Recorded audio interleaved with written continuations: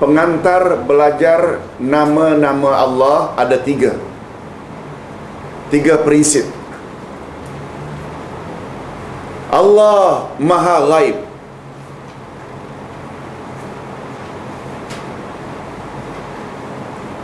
Yang kedua, Allah ialah yang paling tahu tentang dirinya.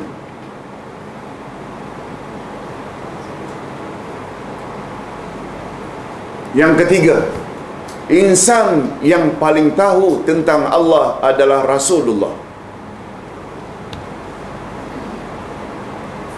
Tolong ulang, pertama sekali apa tadi prinsipnya? Allah Maha Ghaib. Yang kedua, Allah paling tahu tentang dirinya. Yang ketiga, insan yang paling tahu tentang Allah adalah Rasulnya. Mengapa insan tersebut lebih tahu dari umatnya? Sebab dia terima wahyu. Memahaminya dengan mudah. Kalau Allah Maha Ghaib, mampu tak kita mensifatinya? Mampu tak? Tak mampu. Nah, kalau tak mampu, sedangkan Allah ada nama, mana nama-nama Allah yang kita wajib percaya? Apa yang Allah beritahu dalam Quran?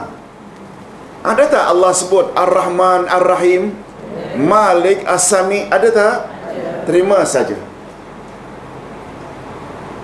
Dan karena insan yang mendapat wahyu bergelar Rasulullah, Rasulullah juga boleh memberi nama atau sifat Allah yang tak ada dalam Quran. Itu kaedah atau prinsip dalam mempelajari nama-nama Allah. Okey. Nah, dia ada kaitan tak itu bahawa semua nama Allah tauqifiyah? Yes.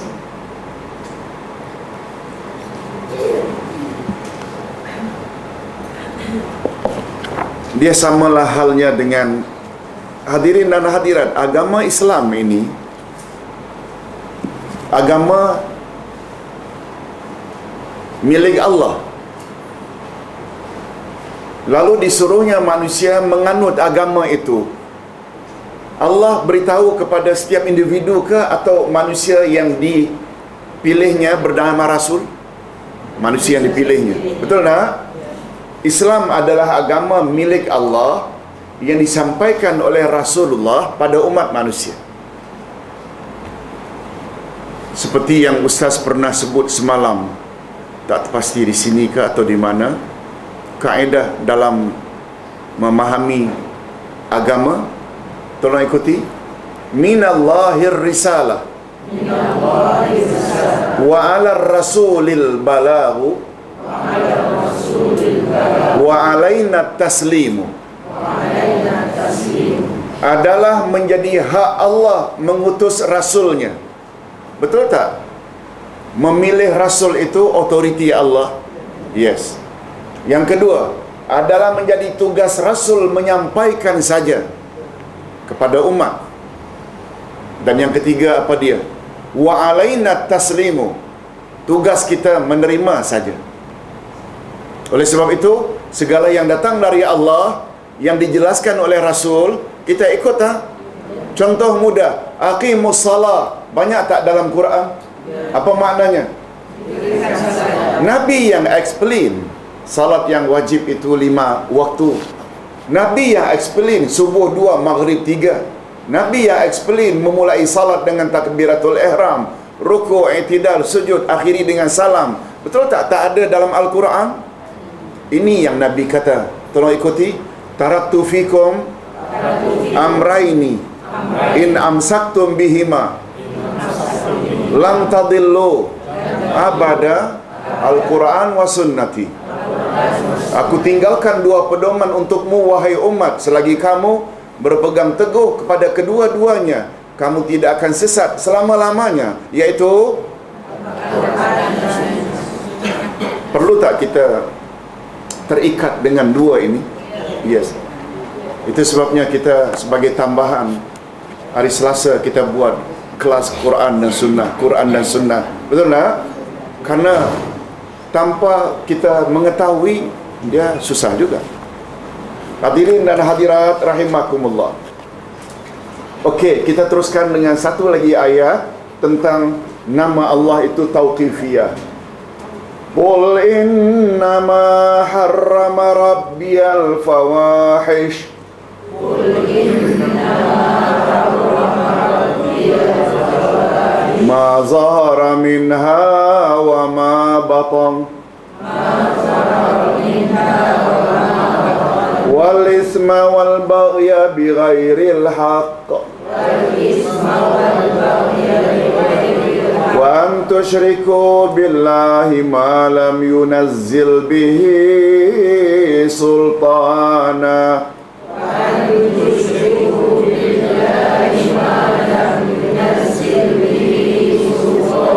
Wa an taqulu 'ala Allahi ma la ta'lamun.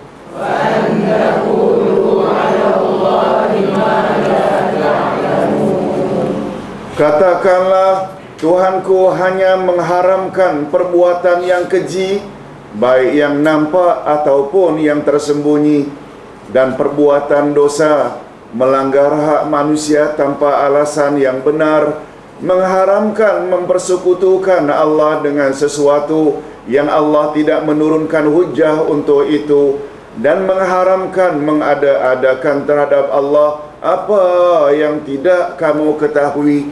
Bahagian akhir itu, jangan mengada-adakan apa yang kamu tidak ketahui. Termasuk tak? Jangan beri Allah nama baru. Betul tak?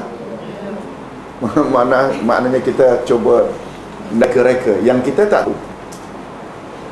Jadi tindakan menamakan Allah dengan nama yang dia sendiri tidak menamakan dirinya, atau sikap mengingkari nama Allah yang Allah sendiri menamakan dirinya, adalah suatu tindakan jenayah ke atas hak Allah. Boleh faham tak? Ini poin penting.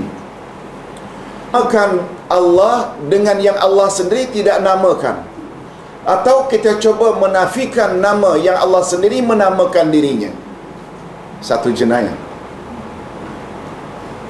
Wujud tak dalam masyarakat kita orang-orang yang tak setuju dengan sifat Allah, padahal 7 kali dalam Quran Allah yang sebut dia bersemayam di atas arasy? Wujud tak? Dengan mengatakan jangan kata Allah bersemayam di atas arasy, sebab itu bermakna kita telah menyamakan Allah dengan kita. Kita hendaklah robah kepada makna lain. Allah memerintah jangan kata bersemayam. Ibu-ibu, kalau ingin tahu, inilah ayat yang tadi disebut. Ayat 181 Al-A'raf. Allah memiliki nama-namanya yang mulia. Panggillah Allah dengan menyebut nama-namanya, dan tinggalkanlah orang yang menyimpang dalam menyebut nama Allah. Allah sebut namanya macam itu, kita kata tidak. Boleh tak dengan bahasa kasarnya, berlagak lebih tahu dari yang punya diri? Betul tak?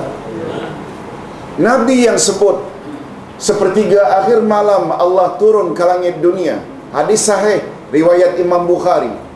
Kemudian Allah berfirman, tak seorang pun ketika ini memohon ampun kepadaku kecuali aku ampunkan, tak seorang pun ketika ini memohon hajat padaku kecuali aku kabulkan hajatnya. Kata Nabi, wazalika fi kulli laila, dan itu berlaku pada setiap malam. Bahagian mana? Sepertiga awal, ke tengah, atau akhir? Ada tak kata-kata Allah turun ke langit dunia? Nah, puak-puak yang menyimpang tadi mengatakan jangan kata Allah turun. Bukan Allah yang turun, tapi rahmatnya yang turun. Tapi para sahabat mengatakan Allah turun, Allah turun. Asalkan jangan samakan turun Allah dengan turun kita. Sebab kata ulama akidah yang lain, bila Allah bersemayam di atas arasy, betul tak? Ada 7 ayat. Pada masa yang sama Rasul pula menyebut Allah turun ke langit dunia pada sepertiga akhir malam.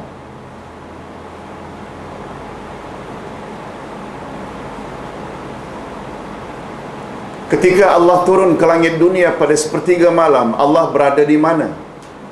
Tolong jawab.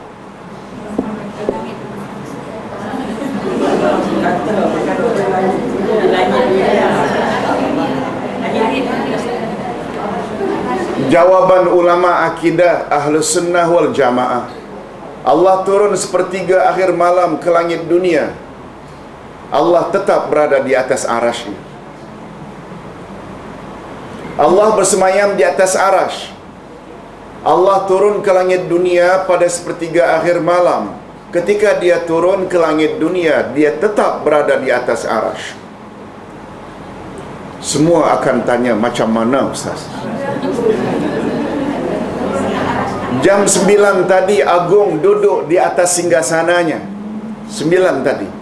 Buat kerja, terima tetamu. Jam 1 turun dari singgasana pergi ke bilik santapan. Jam 1 hingga jam 2.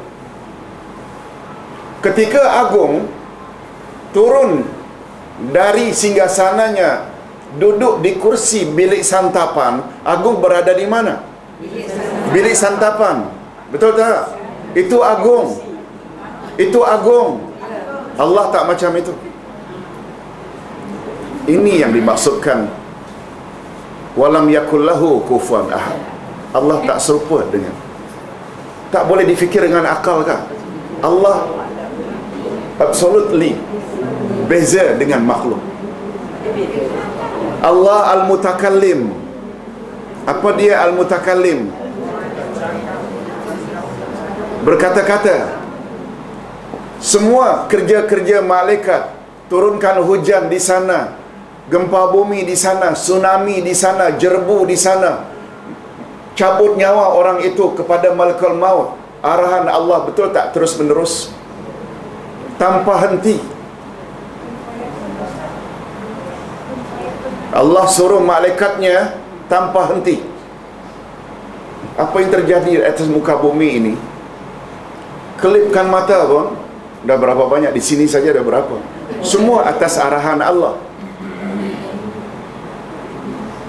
Sakitkan orang sana, aksiden sana, dan terbakar di sana, semua arahan Allah terus menerus tanpa henti. Allahu mutakallim, al-ustazu mutakallim. Apa makna mutakallim? Berkata-kata. Beza tak mutakallim di sisi Allah dengan mutakallim di sisi kita? Apa bezanya?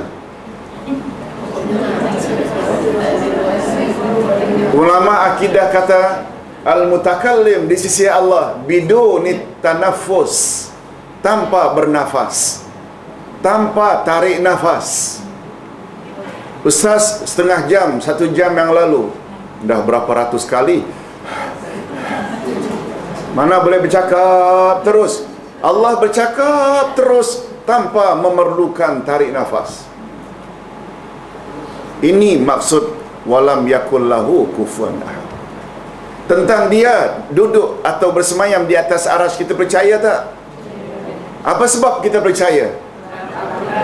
Dalam Quran Allah beritahu. Betul tak? Tentang bagaimana Allah turun, kita tahu tak? Tolong ulang sekali lagi, kita tahu tak? Mengapa tak tahu?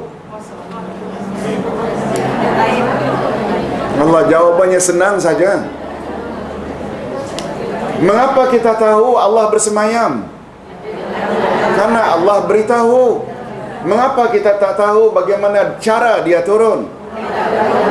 Itu dia, karena Allah tak beritahu. Payah sangat. Apa yang Allah tak beritahu, jangan ambil tahu.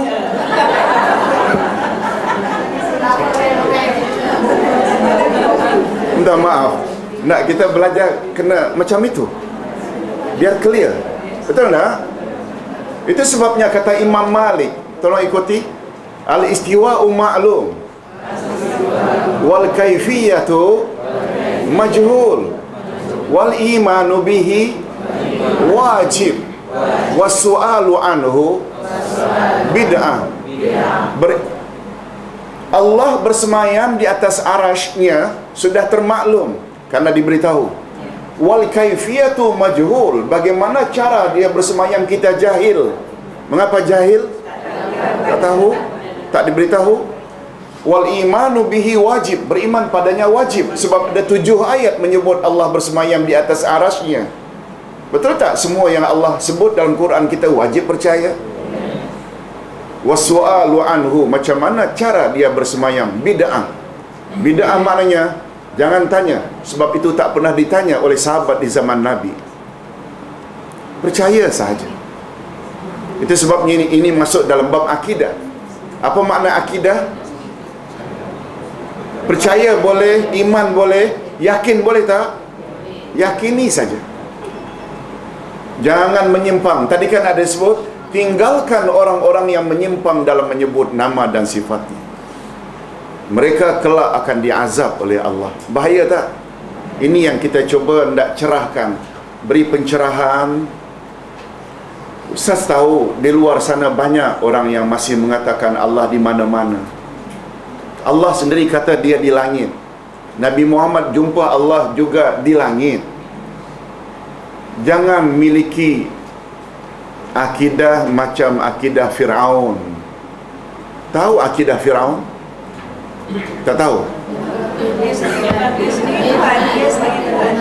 Dia sendiri Tuhan. Okey. Okey. Dia sendiri dalam Quran Allah cerita. Betul tak cerita dalam Quran benar belaka?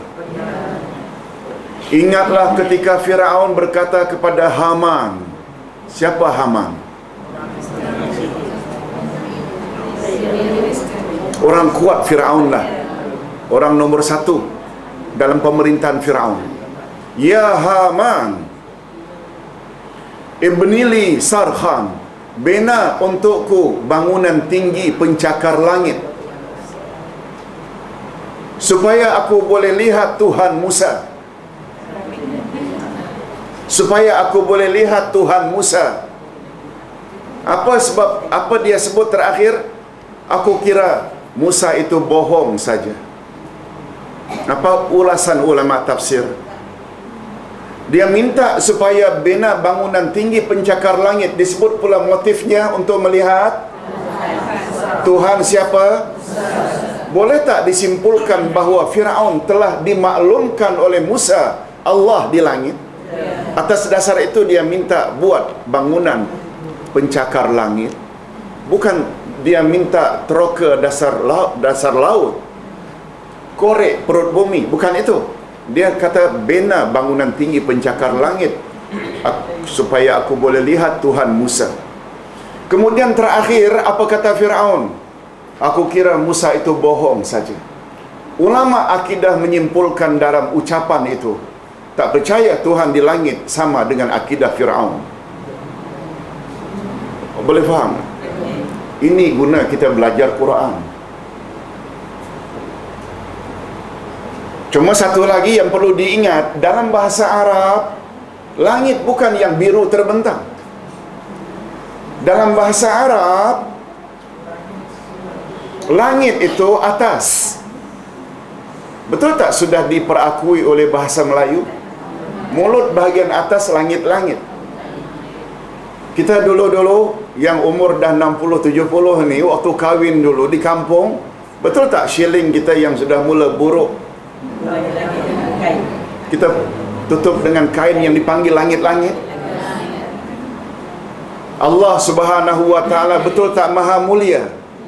Betul tak orang yang, betul tak setiap yang mulia wajar berada di atas? Ibu-ibu dan bapa tidak masalahkan ustaz sedikit tinggi? Sorry doktor. Betul tak anak-anak bersedia berselimpuh di bawah asalkan ibu bapa di atas sofa? Betul tak? Setiap yang mulia tinggi. Itu maksud Allah di langit. Jangan kata Allah di mana-mana, sebab kita telah mengatakan sesuatu yang kita tak tahu. Ini yang dikatakan tinggalkan orang-orang yang menyimpang dalam menyebut nama-namanya. Itu sebabnya kita perlu belajar nama-nama Allah melalui kaedah. Hadirin dan hadirat rahimakumullah. Ustaz teruskan.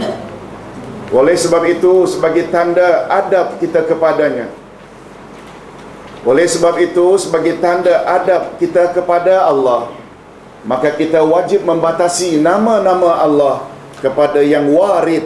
Apa makna warid? Yang datang dari nas Al-Quran dan nas As-Sunnah. Ibu-ibu, untuk menguatkan lagi, Allah itu di langit. Nabi bersabda, tolong ikuti, irhamu man fil ardi yarhamkum man fis sama. Sayangilah makhluk yang di bumi, niscaya kamu akan disayangi oleh yang di langit. Man, siapa? Fis sama, di langit. Siapa maksud?